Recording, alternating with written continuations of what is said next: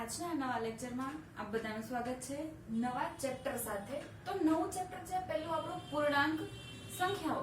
હવે આ સંખ્યાઓ છે એ એક પ્રકારની જે આપણે ઉપયોગ કરીએ છીએ એના જેવી જ બીજી સંખ્યાઓ છે, બરાબર। તો એ સંખ્યાઓ કઈ કઈ છે એને આપણે જોઈ લઈએ। તો હવે એના પહેલા ચેપ્ટર શરૂ કરીએ એના પહેલા આપણે થોડાક ચેપ્ટરના નિયમો જોઈએ। તો નિયમોમાં શું છે તો કે જે પણ સંખ્યાની આપણે વાત કરીએ છીએ એની પહેલા જે આવતી સંખ્યાઓ છે એના વિશે થોડું જોઈ લઈએ। તો પહેલી છે પ્રાકૃતિક સંખ્યાઓ। તો પ્રાકૃતિક સંખ્યાઓ એટલે શું તો કે આપણે જેનો વ્યવહારમાં રોજિંદા જીવનમાં ઉપયોગ કરીએ છીએ, કોઈ ગણતરી માટે ઉપયોગ કરીએ છીએ, એ બધી સંખ્યા કઈ છે તો કે પ્રાકૃતિક સંખ્યા। અને ગણતરી માટે આપણે કઈ સંખ્યા ઉપયોગ કરીએ છીએ તો કે 1 2 3 4 થી એવી અનંત સુધી સંખ્યાઓ છે જ્યાં કઈ સંખ્યાનો અંત છે નહીં। તો આવી બધી સંખ્યા છે અને કેવી સંખ્યા કહેવાશે? પ્રાકૃતિક સંખ્યા કહેવાય। અને એને કોના વડે દર્શાવાય છે? કેપિટલ n વડે। નેચરલ નંબર છે એટલા માટે કેપિટલ n વડે દર્શાવે છે, બરાબર। હવે એના પછી જોઈએ છે પૂર્ણ સંખ્યાઓ। તો આપણે જે પ્રાકૃતિક સંખ્યાઓ જોઈ આ સંખ્યાઓ અને 0 એ બંને મળીને કઈ સંખ્યા બનશે તો કે પૂર્ણાંક સંખ્યાઓ, જેને w વડે દર્શાવાય છે વોલ નંબરના લીધે, બરાબર। પ્રાકૃતિક સંખ્યાને કેના વડે દર્શાવાય? કેપિટલ n વડે। પૂર્ણ સંખ્યાને w વડે। અને હવે આપણે જે ચેપ્ટર જોવાનું છે એ સંખ્યાની વાત કરીએ તો પૂર્ણાંક સંખ્યાઓ શું છે તો કે બધી જ ધન પ્રાકૃતિક સંખ્યા, બધી જ ઋણ સંખ્યાઓ અને 0 આ બધી જ સંખ્યાઓ મળીને કઈ સંખ્યાઓ બનશે? પૂર્ણાંક સંખ્યા। તો એમાં કઈ કઈ સંખ્યા આવે? જો માઈનસ બધી જ ઋણ સંખ્યા, તો માઈનસ સંખ્યાઓ ઊંધી ચાલીસ, -1 -2 -3 -4 -5 એવી સંખ્યા ક્યાં સુધી જશે?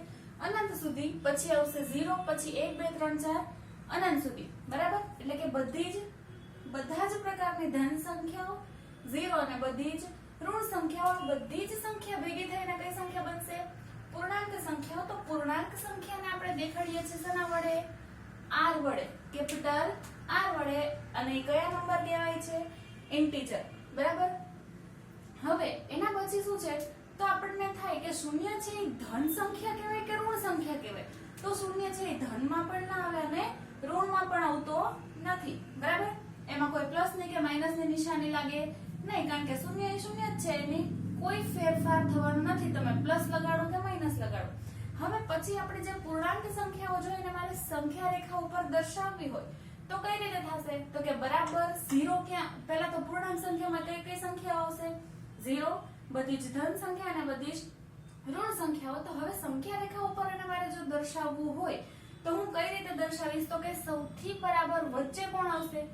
0, શૂન્ય, બરાબર। એનાથી જમણી બાજુ જાઓ એટલે 1 2 3 4 5 6 7 હજી પણ આગળ વધતું જાય। અહીંયા સંખ્યા રેખા છે એનો આ એરો, એનો મતલબ શું છે કે ઈ સંખ્યા રેખાને હજી હું આગળ ગમે ત્યાં સુધી મને મન પડે ત્યાં સુધી હું લંબાવી શકું। ઈ જ વસ્તુ આ બાજુ ડાબી બાજુ જોઈએ 0 ની તો અહીંયા -1 -2 -3 -4 -5 આ રીતે આગળ વધતા જઈએ। અહીંયા પણ એરો છે, એનો મતલબ કે ઋણ સંખ્યાઓ પણ ગમે ત્યાં સુધી હું લંબાવી શકું।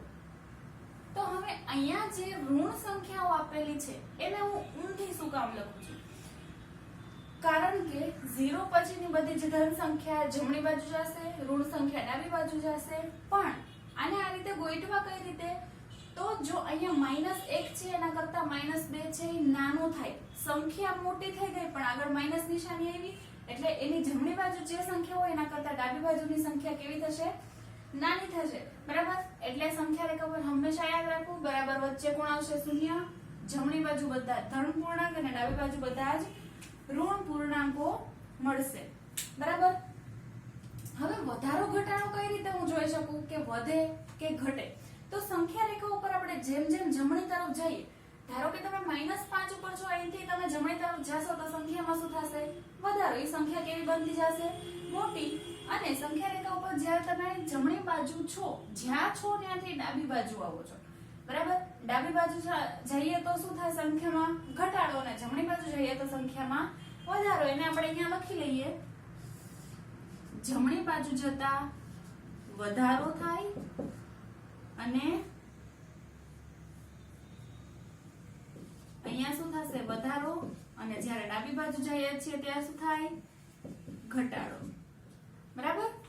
જેમ જમણી બાજુ સંખ્યા પરથી આપણે જમણી બાજુ આગળ વધીએ તો સંખ્યામાં વધારો થશે, કોઈ પણ જગ્યાએથી ડાબી બાજુ વધો તો શું થાય? સંખ્યામાં ઘટાડો. બરાબર? આટલી જ વસ્તુ આ ચેપ્ટર અંદર તમારે યાદ રાખવાની છે. અને શૂન્ય છે એ શું થાય? તો કે બધી જ છે, જો અહીંયાથી તમે આગળ વધો એટલે ઋણ સંખ્યાઓ ક્યાં પૂરી થાય છે? -1 પર. -1 પછી 0 આવે છે, એટલે માઈનસ સંખ્યાઓ કરતા શૂન્ય કેવી થઈ? જમણી બાજુ આગળ વધી તો મોટી, અને બધી જ જે ધન સંખ્યાઓ છે, ધન સંખ્યાથી હું ડાબી તરફ આવું છું, ધન સંખ્યાઓ પૂરી થાય પછી 0 આવે છે, એટલે બધી જ ધન સંખ્યા કરતા શૂન્ય કોણ કેવો છે? નાનો. ઋણ સંખ્યાઓ કરતા મોટો કારણ કે જમણી બાજુ છે, ધન સંખ્યાઓ કરતા નાનો કારણ કે ડાબી બાજુ છે. આ ચેપ્ટર જોવા માટે આપણે હાલ પૂરતા આટલા નિયમો યાદ રાખવાના છે. બરાબર? જે યાદ રાખીને તમે આગળના કોઈ પણ દાખલાઓ છે એ આસાનીથી ગણી શકશો. હવે જોઈએ સ્વાધ્યાય 1.1 એનો પહેલો પ્રશ્ન. તો એમાં આપણને એવું કીધું છે કે જે નીચે સંખ્યા રેખા આપી છે એના ઉપર એક દિવસના એટલે કે એક જ દિવસે જુદા જુદા સ્થળે કેટલા ડિગ્રી સેલ્સિયસ તાપમાન છે એ દર્શાવેલું છે. તો હવે પહેલું જુઓ, અહીંયા સંખ્યા રેખા ખાસ જોવાની સરખી. અહીંયા શું છે? 0 છે, 0 થી બધી ધન સંખ્યાઓ છે, 5 અંકના ગાળા રાખેલા છે. બરાબર? અને ડાબી બાજુ બધી જ ઋણ સંખ્યાઓ છે. હવે હું પહેલેથી જોતી જાઉં કે કઈ જગ્યા એટલે કે કયા સ્થળનું તાપમાન કેટલું છે. હવે લાહોલ સ્પીતિ, જો લાહોલ સ્પીતિ છે એને ડાબી બાજુ 0 થી ડાબી બાજુ એટલે કે ઋણ સંખ્યામાં એનું તાપમાન છે. ઋણ તાપમાન હોય તો હવે અહીંયા કઈ સંખ્યા છે? જો તો 0 પછી આ 1 2 સોરી -1 -2 -3 -4 ને -5, એટલે શ્રીનગર અહીંયા આપ્યું છે બીજા અંક ઉપર. બરાબર? તો એનું શ્રીનગરનું તાપમાન કેટલું થયું? જે હું બ્લેક માર્કરથી દર્શાવું છું કેટલું છે? -2. -2 ડિગ્રી સેલ્સિયસ તાપમાન કોનું છે? શ્રીનગરનું. હવે અહીંયા -5 છે, એના પછી આવશે -6 -7, અહીંયા આવશે -8, એટલે લાહોલ સ્પીતિનું તાપમાન કેટલું છે? -8 ડિગ્રી સેલ્સિયસ. હવે આ ડાબી બાજુનું એટલે કે જે ઋણ સંખ્યાઓ હતી, ઋણ તાપમાન આવે છે એ બે સ્થળનું કામ પતી ગયું. હવે કોણ આવશે? ધન સંખ્યામાં. તો હવે ત્રીજું સ્થળ જોઈએ શિમલા. તો શિમલાનું કેટલું છે? એ તો 5 ઉપર જ છે એટલે લખવાની જરૂર ફરીવાર નથી. હવે પછી જોઈએ ચોથું સ્થળ ઊંટી છે. ઊંટીનું તાપમાન કેટલું? 10 પછી જો 11 12 13 ને 14 એટલે કે ઊંટીનું તાપમાન છે 14 ડિગ્રી સેલ્સિયસ. પછી આવે છે બેંગલુરુ, એનું 22 પછી 20 અને સોરી 21 અને 22. તો બેંગલુરુનું તાપમાન કેટલું છે? 22 ડિગ્રી સેલ્સિયસ. પહેલેથી જોઈ લઈએ. લાહોલ Spiti -8 degree Celsius, Srinagar -2 degree Celsius, પછી શિમલા છે 5 ડિગ્રી સેલ્સિયસ એટલે હવે પ્લસમાં આવી ગયું. પછી ઊંટી છે 14 ડિગ્રી સેલ્સિયસ અને છેલ્લું બેંગલુરુ છે એ કેટલા છે? 22 ડિગ્રી સેલ્સિયસ.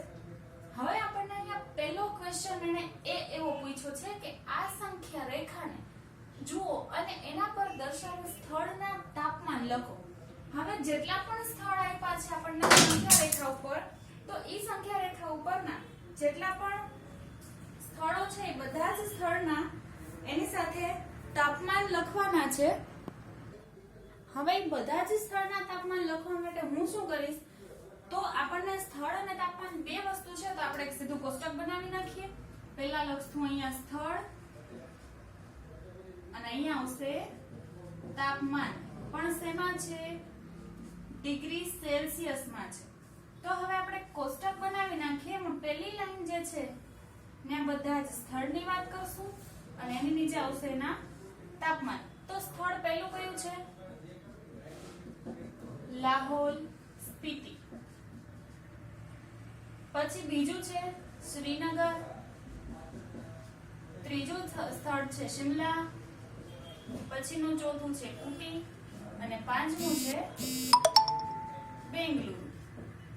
બરાબર? આ આપણા 5 સ્થળ પૂરા થઈ ગયા. હવે 5 સ્થળના મારે શું જોઈએ છે? તાપમાન જોતા છે. તો લાહોલ સ્પીતિનું તાપમાન કેટલું છે? -8 ડિગ્રી, શ્રીનગરનું છે -2 ડિગ્રી, પછી શિમલાનું છે 5 ડિગ્રી, ઊટીનું 14 ડિગ્રી અને બેંગલુરુનું છે 22 ડિગ્રી. બરાબર. અહીંયા મારે સેલ્સિયસ લખવાની જરૂર નથી, કારણ કે સેલ્સિયસમાં તાપમાન છે એની વાત આપણે ઉપર કરી દીધી. બરાબર. હવે આપણે જોશું એની પછીનું બીજો ક્વેશ્ચન.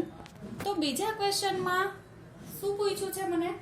તો કે ઉપર આપેલા સ્થળોના તાપમાનમાં સૌથી વધુ ગરમ અને સૌથી ઠંડા સ્થળના તાપમાનમાં શું તફાવત છે?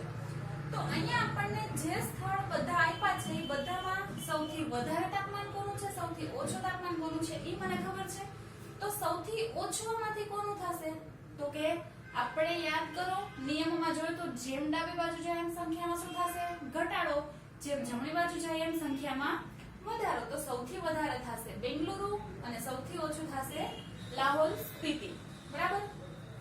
હવે જો સૌથી ગરમ ને સૌથી ઠંડા એટલે કે જેનું તાપમાન સૌથી વધારે હશે એ સૌથી ગરમ થશે. કોણ થશે? બેંગલુરુ સૌથી ગરમ સ્થળ થયું અને લાહોલ સ્પીતિ છે એ સૌથી ઠંડુ સ્થળ થાય.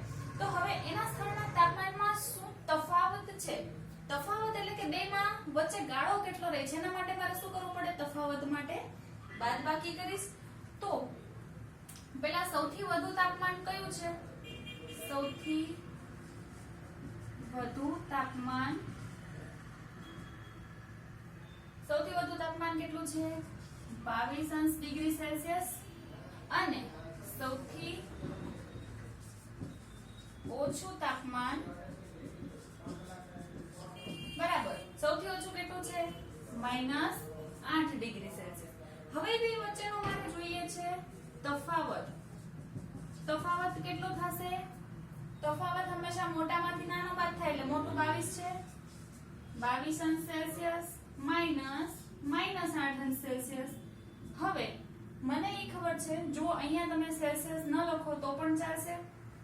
હવે તમને યાદ છે બે સરખી નિશાની હોય તો હંમેશા એ સંખ્યાઓનો સરવાળો અને બે અલગ નિશાની હોય તો હંમેશા એ સંખ્યાની બાદબાકી થશે.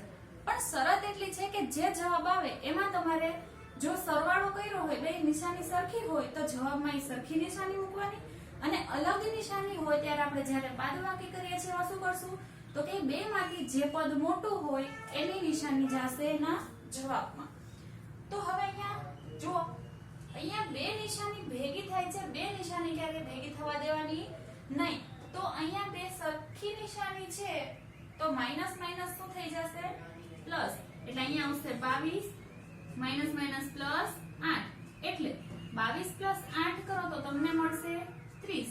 એટલે અહીંયા ડિગ્રી સેલ્સિયસ હવે છેલ્લે જવાબમાં લખી નાખું. તો મને ઈ બે વચ્ચેનો તફાવત કેટલો મળ્યો? બે સ્થળના તાપમાન વચ્ચેનો તફાવત મને મળે છે 30 ડિગ્રી સેલ્સિયસ. આ શું મળ્યો? તફાવત. બરાબર. હવે એના પછી ત્રીજો જોઈએ કે લાહોલ સ્પીતિ અને શ્રીનગરના તાપમાનમાં શું તફાવત છે? લાહોલ સ્પીતિનું કેટલું છે? -8 અને શ્રીનગરના -2. તો એ બે વચ્ચેનો તફાવત શું છે એવું કીધું છે. તો હવે તફાવત જોઈએ. મોટામાંથી નાનું બાદ લાહોલ સ્પીતિ અને શ્રીનગર બંને વચ્ચેનું તફાવત. તો હવે -8 મોટા કે -2? તો આપણને ખબર છે જમણી બાજુ જે હોય એ કેવું થશે? મોટું. એટલે મોટા કોણ થશે? -2. એમાંથી બાદ કરશું કોને? -8 ને. તો -2 ફરી પાછી જો અહીંયા બે નિશાની ભેગી થઈ ગઈ, ક્યારે બે નિશાની ભેગી થશે નહીં. એટલે અહીંયા આવશે -2 માઈનસ માઈનસ થઈ જશે પ્લસ અને અહીંયા આવશે 8. હવે જો બે અલગ નિશાની આવી, એક માઈનસ છે એક પ્લસ છે, તો આને શું થશે? બાદબાકી. 8 માંથી 2 જાય તો વધશે 6 અને જવાબમાં નિશાની કોની આવશે? મોટા પદની. તો મોટું કોણ છે? 8. એની નિશાની પ્લસ એટલે અહીંયા હું શું લખી નાખીશ? 6 સેલ્સિયસ. અથવા તમે અહીંયાથી આમ ગણતા જાઓ બે પછીનું 1 2 3 4 5 અને 6 સેલ્સિયસનો તફાવત આપણને મળે. હવે પછી જોઈએ ડી કે શું આપણે કહી શકીએ છીએ કે શ્રીનગર અને શિમલાનું સંયુક્ત તાપમાન શિમલાના તાપમાન કરતા પણ ઓછું છે? શું તે શ્રીનગરના તાપમાન કરતા પણ ઓછું છે? એક જ ક્વેશ્ચનમાં મને બે ક્વેશ્ચન પૂછ્યા. ફરી પાછું જો શ્રીનગર અને શિમલાનું સંયુક્ત તાપમાન એટલે શું? તો કે બંનેનું એક સાથેનું તાપમાન. તો શ્રીનગરનું તાપમાન કેટલું છે? શ્રીનગરનું તાપમાન કેટલું છે? -2 ડિગ્રી સેલ્સિયસ. અને શિમલાનું તાપમાન કેટલું છે? શિમલાનું તાપમાન બરાબર કેટલું છે? 5 ડિગ્રી સેલ્સિયસ. હવે બેનું સંયુક્ત તાપમાન કીધું છે એટલે બંનેનું સંયુક્ત તાપમાન કેટલું થશે? સંયુક્ત એટલે શું કરવાનું? બેને ભેગા કરવાના. તો શું કરશું? બેનો સરવાળો -2 + 5. ફરી પાછું બે અલગ નિશાની આવી, એક પ્લસ ને એક માઈનસ. શું થશે? બેની બાદબાકી. 5 માંથી 2 જાય તો 3. અને નિશાની કોની આવશે? હંમેશા મોટા પદની. એટલે સંયુક્ત તાપમાન બેનું કેટલું થયું? 3 ડિગ્રી સેલ્સિયસ. બરાબર. હવે સંયુક્ત તાપમાનના આધારે વાત કરવી છે તો બેનું સંયુક્ત તાપમાન મળી ગયું. હવે એને ક્વેશ્ચન એવો પૂછ્યો છે કે સંયુક્ત તાપમાન ઈ શિમલાના તાપમાન કરતા પણ ઓછું છે. તો શિમલાનું તાપમાન કેટલું છે? 5 સેલ્સિયસ. તો આ બેનું સંયુક્ત કેટલું મળ્યું? 3 સેલ્સિયસ. એટલે આના કરતા આ તાપમાન છે ઓછું મળે. તો લખવાનું કે હા, શ્રીનગર અને શિમલાનું સંયુક્ત તાપમાન એ કોના તાપમાન કરતા ઓછું છે? શિમલાના તાપમાન કરતા ઓછું છે. હવે આના પછીનો બીજો ક્વેશ્ચન જોઈએ કે શું તે શ્રીનગરના તાપમાન કરતા પણ ઓછું છે? તો શ્રીનગરનું તાપમાન કેટલું છે? -2. અને આ બેનું સંયુક્ત તાપમાન કેટલું છે? 3. તો -2 ઓછા થાય કે 3 ઓછા થાય? તો કે -2. પણ મને ક્વેશ્ચન એને એવું પૂછ્યું છે કે શ્રીનગરના તાપમાન કરતા ઈ ઓછું છે. શ્રીનગરના તાપમાન કરતા ઓછું થાય ન થાય? તો અહીંયા લખીશ કે ના, શ્રીનગર અને શિમલાનું સંયુક્ત તાપમાન એ શ્રીનગરના તાપમાન કરતા ઓછું નથી. બરાબર. અહીંયા આપણો આ સ્વાધ્યાય 1.1 નો ક્વેશ્ચન પહેલો છે એ પૂરો થાય અને આની પછીનો જે બીજો ક્વેશ્ચન છે એ આપણે જોશું આવતા લેક્ચરમાં.